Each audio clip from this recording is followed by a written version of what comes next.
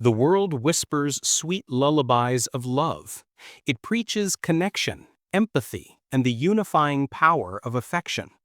But the brutal truth, the unflinching reality that stares back from the shadows of history and human nature is this. Love is a fleeting whisper, easily broken, a fragile chain. Fear, however, is an iron grip. It is the unyielding force that commands respect, compels action, and secures your position in a world that respects nothing less than power. Today, we dissect a fundamental Machiavellian principle, one that conventional wisdom fears to utter. We unmask the raw, unvarnished utility of fear as a strategic weapon, superior in every tangible way to the fickle sentimentality of love. This is not a lesson in cruelty, but a masterclass in psychological mastery, self-preservation, and the strategic cultivation of influence. Niccolo Machiavelli, the architect of cold pragmatism, understood this intrinsically. He declared it unequivocally. It is better to be feared than loved if one cannot be both. Why? Because love, he asserted, is preserved by the bond of obligation, which, owing to the baseness of men, is broken at every opportunity for their own advantage. But fear? Fear is preserved by a dread of punishment which never fails. Think about it. When you are loved, you are dependent on the whims, the fluctuating emotions, the inherent self-interest of others. Love makes you vulnerable. It creates points of leverage for your adversaries. It blinds your judgment, sacks your resolve, and shackles you with an emotional burden that can be exploited. How many leaders have fallen because of misplaced trust, because they prioritized affection over absolute loyalty, because they allowed sentiment to override strategy? Countless. The annals of power are littered with their names, their legacies cautionary tales of the naive and the sentimental. The illusion of reciprocity. We are conditioned to believe that if we give love, we will receive it. This is a fairy tale. In the brutal reality of human interaction, love is a transactional commodity for many, offered only when convenient, withdrawn when circumstances shift. It creates an expectation of reciprocity that, when unmet, leaves you exposed, wounded, and powerless. Fear, conversely, demands no reciprocity. It simply is. It operates independently of the other's affection, grounding itself in the undeniable truth of consequence. Love breeds complacency. It lulls you into a false sense of security, convincing you that your position is unassailable because you are liked. But popularity is a fickle mistress. It can turn on a dime, swayed by gossip, envy, or the sudden emergence of a new darling. When you rely on being loved, you delegate your power to the approval of others. You become a puppet, dancing to the tune of external validation. Fear, however, breeds vigilance. It forces others to respect your boundaries, to consider the implications of crossing you. It establishes an invisible perimeter around your interests, your resources, your peace of mind that others are hesitant to breach. This is not about being a tyrant. This is about being untouchable. This is about ensuring your survival and prosperity in a world that respects strength, not sentimentality. The very nature of love is self-sacrificial. It demands that you give, that you compromise, that you put the needs and feelings of others above your own. While this has its place in personal bonds, in the strategic arena of life, it is a fatal flaw. When you consistently prioritize the emotional comfort of others over your own strategic advantage, you become a casualty. You become a resource to be plundered, a stepping stone for the ambitious, a warm body for the cold-hearted to exploit.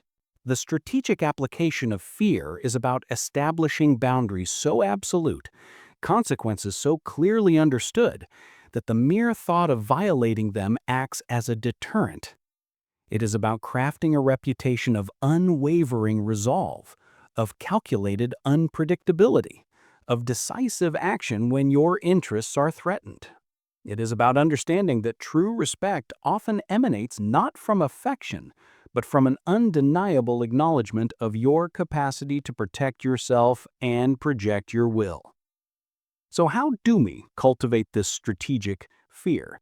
Not through irrational rage or acts of senseless brutality. That breeds resentment, rebellion, and eventual downfall. The fear we speak of, the Machiavellian fear, is a sophisticated psychological weapon. It is built upon a foundation of impeccable competence.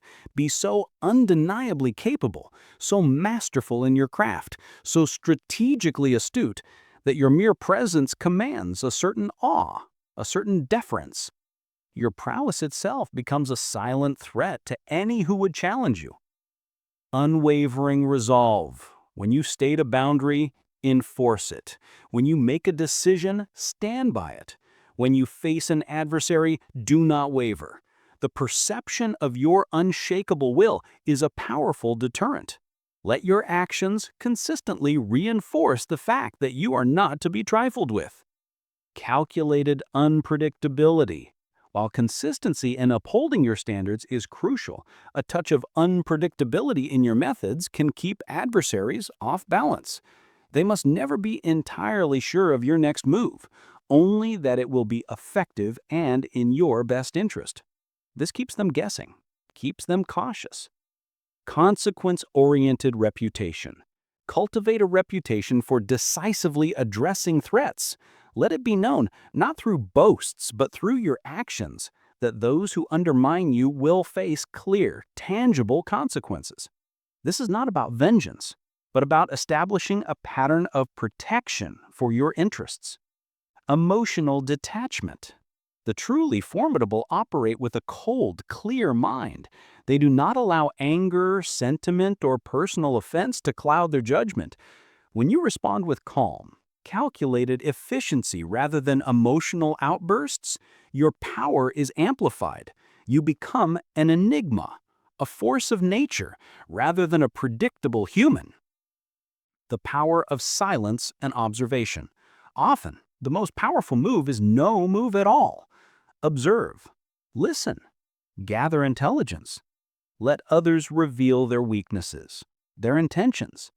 A silent, watchful presence can be far more intimidating than a constant clamor for attention. Your silence projects deep thought, strategic plotting, and an inherent confidence that you do not need to prove yourself through incessant chatter. Selective visibility. Do not reveal all your cards. Maintain an air of mystery about your capabilities, your resources, your true intentions. When others are not fully aware of the extent of your power, they are forced to assume the worst, and thus proceed with greater caution. The unknown is often more terrifying than the known. Consider the leader who relies on his charm alone. The moment that charm wanes or a more charismatic figure emerges, his authority crumbles. But the leader who is respected for his competence, his fairness, and his willingness to enforce discipline when necessary, even if he isn't universally loved in the conventional sense, commands a much deeper, more durable loyalty. Not the loyalty of affection, but the loyalty born of prudence, of knowing that allegiance to him secures their own stability. The strategic deployment of fear is a shield, protecting you from manipulation, from disrespect, from those who would seek to diminish you. It is a sword, allowing you to cut through resistance and achieve your objectives with greater efficiency. It is the cold, hard logic that governs the true movers and shakers of this world. Love, in its unbridled form, is a leash. It ties you to the expectations and emotional baggage of others. It forces you to consider their feelings, their insecurities, their fragile egos, even when it directly impedes your progress. Fear, on the other hand, sets you free.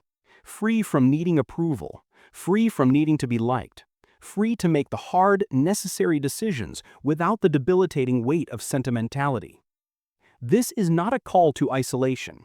It is a call to strategic connection.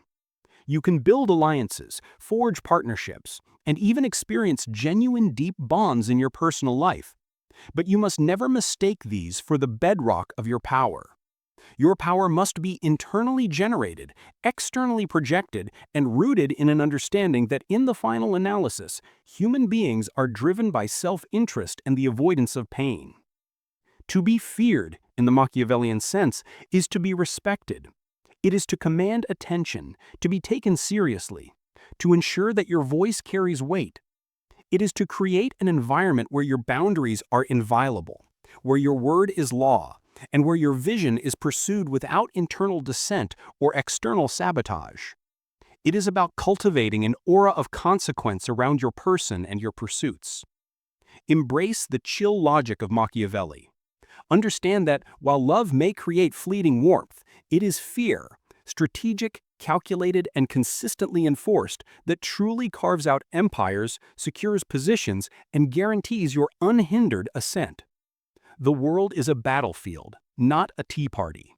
And on this battlefield, the most potent weapon is not a hug, but an unblinking stare that promises absolute consequence.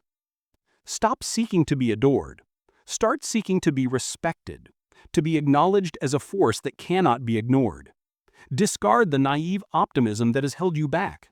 Adopt the ruthless pragmatism that will propel you forward. This is the path of the strategist, the path of the survivor, the path to ultimate control. If you are ready to wield fear as your most potent weapon, to understand the true dynamics of power, and to forge an untouchable mindset, then ensure you like this video, subscribe to this channel for more unfiltered truths that dissect the psychological warfare of life. Hit the notification bell to receive immediate intel on how to dominate your reality. Your transformation into an unyielding force begins now. Do not be left behind in the world of sentiment and weakness. Embrace the Machiavellian way. Act now.